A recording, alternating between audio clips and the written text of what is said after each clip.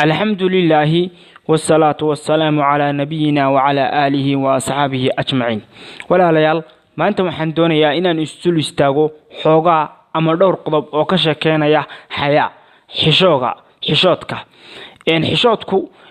شعبة من الإيمان وهي الحياء شعبة من الإيمان دينتين ويفا فاهسي oo way ka hadashay oo qofku xishoodka sidoo uga xishoon lahaa Ilaahay subhanahu wa ta'ala iyo bilaadanka sidii oo qofkaas xishood u heli lahaa haduu bilaa xishood yahay sidoo qofkaas xishoodka u ilaashan lahaa oo haysan lahaa haduu xishoodkii Ilaahay subhanahu wa ta'ala uu ku deeqay uu siiyay uu siyaadin lahaa xishoodka markaana diinteenu way ka hadashay waxyaalo fara badan ay ka hadashay wixii xun iyo wixii wanaagsan iyo wixii loo gaari lahaa way ka hadashay markaana xishoodku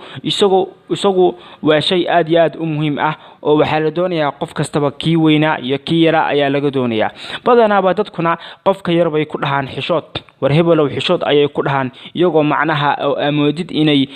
ula jeedaan ama inay aaminsan in xishoodka in ciyaalka laga rabo ama dadka yaryar laga rabo oo aan laga rabin dadka waaweyn xishoodka qof kasta waa laga doonayaa waliba ka ugu weyn xishoodka ugu weyn oo qofku uu ka xishoonayo Ilaahay subhanahu wa ta'ala uu ka xishoonayo kaas qof kasta waa laga doonayaa xishoodka waxa la yiri waa xayaa waa xaqiiqatul xayaa iyo waa khuluqun waxa weeye waa akhlaaq waxay u dirtaa qofka ala tarkil qabiih in uu waxyaalaha xunxun oo uu ka tago ويمنع وحي أديدا حياق وحي أديدا ويمنع من التقصير في حق ذي الحق وحي أديدا ولبا إن وكجابيو حق كلي إن حق إن قفك حق أصاحبك حقيسة أما عد حق أصاحبك حقيسة تسالهان إلهي سبحانه وتعالى حق بكلي أنا حق بقول هذا إن قفك إن حشوتك بدن وحوس مانع إلهي سبحانه وتعالى حقي وكو إن حقي وإلهي سبحانه وتعالى وإن كلها أيوكسه قضية وحق إلهي سبحانه وتعالى أمده وكلها ده حوي إن أي إلهي سبحانه وتعالى عابدان ولا تشركوا به شيئا وإن شركي سمين وي حقي بالآدم إلهي سبحانه وتعالى وكلها ده waxa weeye inuu Ilaahay subhanahu wa ta'ala jannada galiyo qofkii aan shirki iyo waxaas u sameeyay ee tawxiidkiisa ka dhabeeyay xaq bilaadanku Ilaahay subhanahu wa ta'ala kuleeyahayna de waa mid uu isagu xaq isaga dhigay uu isagu isku waajibiyay eemaha umadu mid ay si gaar ah ugu leeyihiin ee Ilaahay subhanahu wa ta'ala ba isagu uu isku waajibiyay oo xaqaas isaga dhakada iska saaray oo isaga balan qaaday marka wuxuu Ilaahay subhanahu waxay dadku ku leeyihiin oo khasab ah maaha ee waa wuxuu Ilaahay subhanahu wa ta'ala isagu xaq isaga غريوي مركانا حقاس ayuu xishoodku ku tusinaya in uu qofka islaamka uu gudo xaqaas oo Ilaahay ha noqoto qof kale oo islaam xaq uu ku leeyahay ha noqoto qof wax siiyay ama qof wax u balan qaaday xaqi uu ku lahaa ha noqoto sidaas oo kale Junayd Sheikh min al-Ubad kamid ah ee dadkii wanaagsanaa kamid ah ayaa wuxuu leeyahay al-hayaa'u ru'yatu lil-ala'i أي نعم ورؤية التقصير فيتولد بينهما حالة تسمى حياء حكولي هاي حياء أما حشوتك وقفك إنو إيغو نعموينك أو هايستو نعموينك لسيي نعموينك وإلهي سبحانه وتعالى سيي أما قفك لي oo bilaadan kamid ah nicmooyin uu siiyay qofkaas horta waa inuu nicmooyinka eega waru'yatu taqsiir hadhowtan nicmooyinka uu ka gaabiyay waa inuu eega su'aalahan qofkii Ilaahay subhanahu wa ta'ala nicmooyin buu siiyay markuu nicmooyin siiyay nicmooyinkii waxay ahayd inuu ku shukri noqo oo nicmooyinkii ku shukri noqo markuu nicmooyinkii إلهي سيي مركانا وحاسو بحذي حالة التقصير وقفكي إلهي سبحانه وتعالى أوامرتيسي يوحو أمري أيوك جابيه تسالهان هدر إلهي سبحانه وتعالى قفك استوحو سيدي جوارح عنده وحو كهلها قعمه لغوه وكسعنها أيوك سيي markuu ku siiyay Ilaahay subhanahu wa ta'ala wuxuu ku amray waxyaalo waajibaad ah in la timaadid markaana hadii waxyaalihi waajibaadka aala iman weydid markaan nicmadii eegtay ayaa waxa la iman weeyid waxyaabihii waajibaadka inaad taqsiir iyo gaabis ka samaysay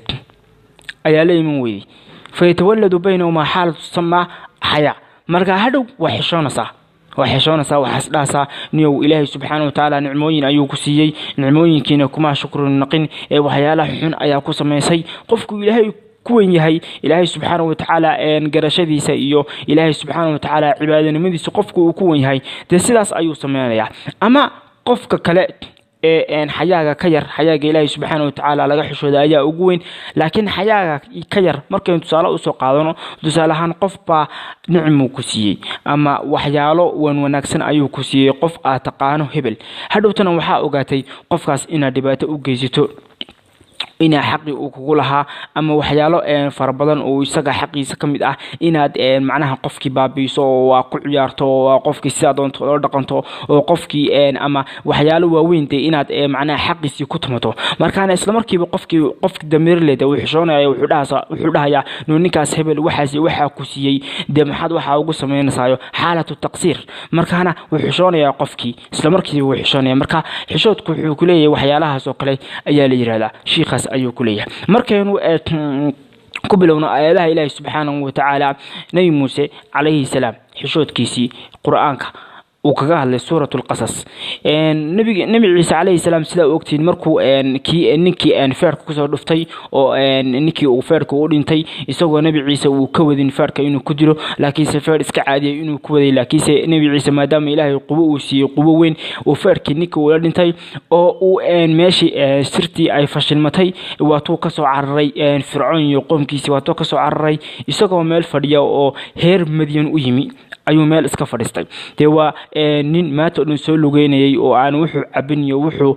kaban aan iyo wuxuu cunin aan helin oo soo lugeynayay waliba dad ka soo cararayay kuwa awood leh waa garanaysa xaaladdu ku sugan yahay halowba geed buu iska fadhiistay markuu ka fadhiistay markuu meelaha iska fadhiistay ayaa ilaahay subxaanahu wa ta'ala baa ka sheekeynaya walamma warada ma madyana wajada alayhi ummatan min an-nas yasqun wa wajada min dunihim imra'atayn tadudan qala ma khatbukuma qalata la nasqi حتى يصدر الرعاء وابونا شيخ كبير هدو هو وريستay markuu heer madyan u yimid heerkaas markuu yimi ayuu xili ay waraabsanayeen xoolahoodii ayay ahayd isagoo meel iska fadhiya ayaa wuxuu arkay laba gabdhood oo meel iska taagan oo xoolahoodii meel la taagan iyo ummadii kale oo arigoodii iska waraabsanaysa ayuu arkay markuu arkay ayuu la yaabay sidatan buu la yaabay wuxuu yiri su'aal buu weydiiyay wuxuu ku yiri maxaa idin helay oo ariga la waraabsan weydin waxay yiraahdeen labadii gabdhood anagu ariga ma waraabsano ilaa dadkan wax waraabinaya ee nimanka ay meesha ka baxaan hadhowtana anagu aan waraabsano maxaa yeelay aabahayagii ama cidii anaga noo waraabin lahayd oo aabahay ah waxa weeye sheekh kabiir oo weynaaday oo ariga ma waraabin karo mana socon karo ayuu ku dhaheen hadhow markuu sameeyay wax kale ma weydiin lama hadlin isla markiiba arigii isaga u waraabiyay culimadu waxay ka sheekayaan waxyaab leh wuxuu ku leeyahay waxyaab leh mufassiriintu ama kuwa fara badan oo faa'iidooyinka quraanka laga helo ama ay ku jiraan lafa guraha waxay leeyihiin bal u fiirso نبي موسى عليه السلام نحريستيسا يو كالمينكيسا يو أمعينيتان وأمعينيو دادكا يو أخلاق ديسا ونكسن وكبر إلهي سبحانه وتعالى دادكاس هير مدين وقوم دن بكليه قوم دن ويو هير مدين دوار هير وحسكوها أو قرابة لبدا قبضود مي قرن ورقو رابيع مي قرن لبدا قبضود أو كليه ويه مي قرن أو مي دهن وبل ورابي حولها ما يقرن لكن وحي سميان dadkii iyaga iska waraabsaday xoolahoodii bay iska waraabsadeen way iskala tageen markaana isaga oo aanan aqoon oo aana wax alale waxa uu yahay oo una jirin oo qoom kale ka soo cararay wala yaabay una fadhiisan waayay akhlaaqdiisa iyo wanaagiisa iyo macnaha xishoodkiisa ay ku tusaa iyo wanaagiisa markaana markuu sida ku sameeyay nabi Muuse calayhi salaam lama hadlin gabdhii hal wuxuu weydiiyay hal su'aal maxaa idin helay buu ku yiri bas haduu su'aat markay jawaabtii siiyeen xoolihii buu ka haystay wuu iska waraabsaday markaana xishoodkiisa ku tusinaysaa xishoodkiisa ay ku tusinaysaa inuu hal mar la hadlay maxaa yeelay iyagana hal mar buu la hadlay marka ay xoolihii u kaxeeyayna markuu xoolihii u kaxeeyay gabadh ayaa waxay tiri ninkan wanaagsan ka abaalmari way u sheegtay hadhow baa aabihii baa u yeedhay hadhow baa aabihii ayaa waraystay su'aal buu weydiiyey falammaa jaa'ahu waqassa calayhi alqasas hadhow ninkii muxuu sameeyey odaygii muxuu u sameeyey qisooyinkii oo dhan buu uga sheekeeyey ab alaale wuxuu qiso soo maray iyo nimankaas siduu uga soo cararay iyo waxay umadu ku hayaan qowmu fircoon iyo ehelkiisii iyo wuxuu ciidamadiisii iyo boqortinimadiisii umada waxay ku hayaan iyo wixii lagu soo sameeyay ayuu ka soo cararay iyo markuu ka soo cararay waxyaalahaas ayuu odaygii ku dul akhriyay uu uga sheekeeyay qisooyinkii fara badan markaana waxaa la yiraahdaa xishoodkiisa ayay ku tusinaysaa labadii gabdhoodna hal jawaab kaliya ama hal hadal ayuu ku yiri wax kale kuma oran odaygiina wuxuu sameeyay ilaa waanine qisooyinkii dhan ayuu uga sheekeeyay markaana xishoodkiisa ayay ku tusinaysaa xitaa waxaa la dhahaa markuu wadada ku soo jiray arigii buu soo kaxeeyay iyaga garanaya Soomaha iyaga garanaya gurigii way garanayaan markay garanayaan gurigii ayaa wuxuu sameeyay iyagii way ka horeeyeen labadii gabdhood way ka horeeyeen ilaa iyaga guriga garanayay way ka horeeyeen hadhow wuxuu adkaysan waayay gabdhahan inuu xaq dabe ka socdo oo uu macnaha daawado macnaha qofku markuu ka horeeyo waa arkasa qaabkiisii oo dhan baa arkasa haduu doono ha asturnaada ama uu asturnaan laakiin waa arkasa qofkii marka wuxuu diiday indhihiisu in ay ku dhacaan iyaga ayuu diiday wuxuu ku yiri waxa sameeysan idinku gadaasheeda mara buu ku yiri nabi Muuse calayhi salaam gadaasheeda mara ana waxaan ka xanayaa arigan iyo waan ka horeenayaa hadii aan wadada khaldana hayla hadline dhagax meesha aan marayo ku tuura meesha aan mari lahaa oo aan ka khaldamay ku tuura halkaas aan marayaa laakiin hayla hadlina hadhiin haygu dhihina halka xitaa hadalkii uu jiiday in la hadlo muxuu yiri marka hore gadaal mara hadii aan khaldana meesha aan ka khaldamay dhagax u tuura halkaas aan marayaa markaan akhlaaqdiisa iyo xishoodkiisa ay ku tusinaysaa hadarna xishoodkii in laga tagay xitaa waxa ka daran waxa arkaysa safar baa la soo galaya gabadhu meel alaala meel ay doonto ay kireysanaysaa hadee doonto safka hore kireysanaysaa hadee doonto almuhim ninka uu ka horeysa hadeena la fariisan hadee doonto isku boos bay fariisanayaan hadee doonto isku boos ay fariisanayaan waxay sameynaysaa ninkii ajnabiga ka ahaa ay la fariisanaysaa iyadoo waliba soo cadarsay markaana taas waa fasahaad aad iyo aad u weyn oo macnaha fasahaad weyn weeyo oo amaalmarintiisana aynu helino macnaha waxaan waa abaalmarin waxba dhowr sano iyo 15 sano iyo 10 sano dadku ay ku faanaan horumar oo macnaha la isqaawiyo oo dumarku ay isqaawiyaan oo ay riwaayadaha iyo aroosyada iyo meelaha ay isku qaawiyaan dhowr iyo 10 sano oo qaawanaanta iyo waxa ay fisqiga lagu jiro oo kaliya waxba tarimayso hadhowtana Ilaahay subhanahu wa ta'ala halaag uu ka dambeeyay waxa ogaataan qofku sidiisaba umadaas haday dunuub iyo wax caadeysato macnaha iyo fasahaad iyo fisqi Ilaahay subhanahu wa ta'ala cadaab ayuu ku keenaa sidaas waxa weeye u fiirso hadar adduunka daawo taariikhda dhageyso oo akhri oo adduunka daawo imsa umadood ayaa Ilaahay subhanahu wa ta'ala isku diray ayaa la halaagay iyagoo soo jeejeeda ay xanuun uu Ilaahay subhanahu wa ta'ala ku saleeyay macnaha Ilaahay subhanahu wa ta'ala markuu balaayo keeno macnaha dhaqaalihii markuu burburo oo heerkii ay baaba'aan oo heerkii uu 2 qof ama 3 qof ay ka saaraan waxaas waa xanuun waxa weeye qofku wuu jarjarmaya waliba xanuun uu intaas ku jiro kama fadli badnin wadooyinkii iyo adduunkii iyo wadamadii Ilaahay subhanahu wa ta'ala isku diray oo halaaga uu ku kiciyay kama fadli badnin hadii aynu iska dayn weyno fasahaadka markaan waxa la doonayaa gabdhaha islaamka ee Soomaalida ama Ilaahay subhanahu wa ta'ala diinta uu siiyay meel kastaba degan waxa la doonayaa inay is asturaan haday is asturi waayaan oo xishoon waayaan oo xishoon waayaan waxa ogaataan ciqaabta Ilaahay subhanahu wa ta'ala halooga sugo Ilaahay subhanahu wa ta'ala waa shadiidul ciqaab oo ciqaabtiisuna aad ayay u kulasha markaana muxuu sameeyay sidaas ayuu sameeyay nabi Ciise عليه السلام markaana waxaynu ku xijinaynaa xadiiska nabiga sallallahu alayhi wasallam oo wuxuu arkay nin meel ku quweysanaya meel cidla ayuu iska qubaystay. nin ayaa wuxuu sameeyay biyihii buu soo qaatay meel buu istaagay hadhowtana wuu mariyihii buu iska dhigay wuu iska qubaystay. nabiga sallallahu alayhi wasallam wuu cadhooday. markuu cadhooday ayuu u khudbadeeyay. khudbadii waxaa ka mid ahay dadka uu sheegay yaa ayuha nnaas inna allaha xayyun xaliimun sitirun يحب الحياء والستر فأيكم اغتسل فليتوارى من الناس بشيء. حجرة النبي صلى الله عليه وسلم وردتكو إلهي سبحانه وتعالى وحشود بدنيه أو دلقات بدنيه وإلهي سبحانه وتعالى وستير وحو أستراء يحب الحياء والستر إن لحشوده إلهي سبحانه وتعالى وجعليه إن ليس أسترو. فأيكم اغتسل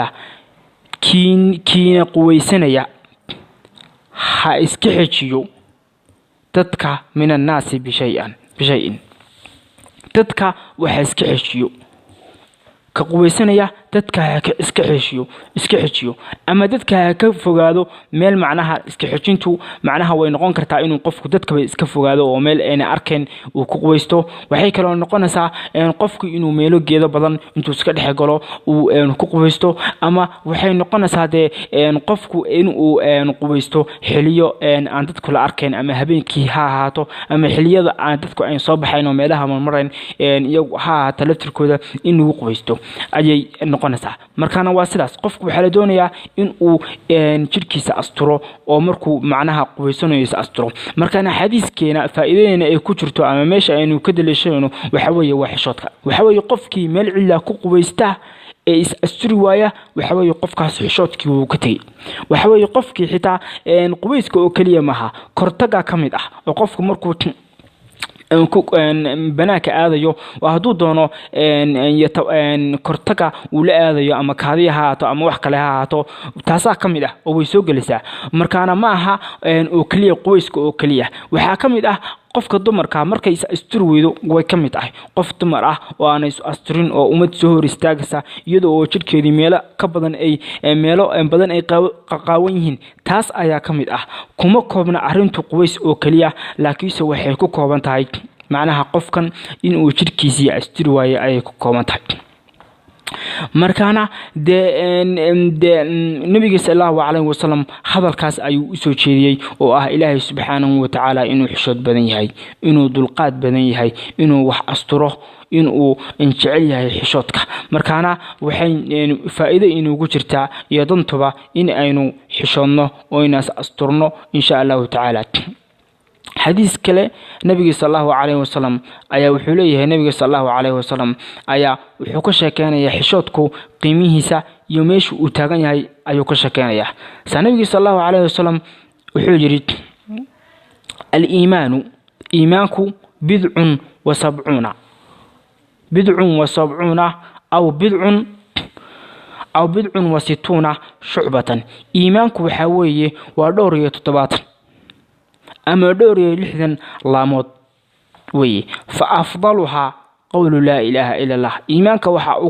أقفل لبضن وأقوين قولك أما قفك إنه كسع العلي أما وضعه أما قول كاس لا إله إلا الله وأدناها إمادة الأذى عن الطريق. وحانا ugu hooseysa imaadatul adaa can dariiqa qofku marayo dibaatada iyo waxaas inuu ka fogeeyo waxayaa shucbatun min al-iimaan. laakiin xayaagu iyo xishoodku waa iimaanka kala barki waa qayb waa shucba waa laan iimaanka kamid ah. xayaagu booskaas ayuu taagan yahay. markaana xayaagu maadaama uu booska taagan yahay qof kasta waxa la doonayaa inuu xayaaga isku qurxiyo iyo inuu sameeyo insha Allah ta'ala dadaal aad u weyn oo waxyaalaha qofku xishoodka uu ku helayo inuu kasbado weeyo oo uu la yimaado weeyo oo uu ku dadaalo. laakiin qofkii haduuna xayaagii xishoodkii uuna eegin oo uuna garanayn ama uu u yaqaano in ay xishoodaan dadka yaryar ama uu u yaqaano xishoodkan in laga rabo macnaha qof waxyaalo kale sameynaya ama qof caadi u wada qaawan sida qofka qubaysanaya oo kale ama qof kale ma xishoodku waxa weeye waa qofku hadalkiisa inuu wax wanaagsan ku hadlo inuu wax wanaagsan cuno xayaaga ilaahay subxaanahu wa tacaala qofku ka xishoonayo oo qofku xishoodkaas oo dhan uu la yimaado oo qofku uu helo insha Allah taala way inoo soo socotaa xadiisyo oo fara badan oo ka sheekeynaya xayaaga iyo siyaabaha qofku uu ka xishoonayo ilaahay subxaanahu wa tacaala iyo waxyaalo kale oo kamid ah xayaaga iyo xishoodka insha Allah taala bartaas ayaynu ku joojinaynaa cashirkeena ama qaybteena koowaad ee ka sheekeynaysa xishoodka. Wassalaamu calaykum waraxmatullaahi wabarakaatuh.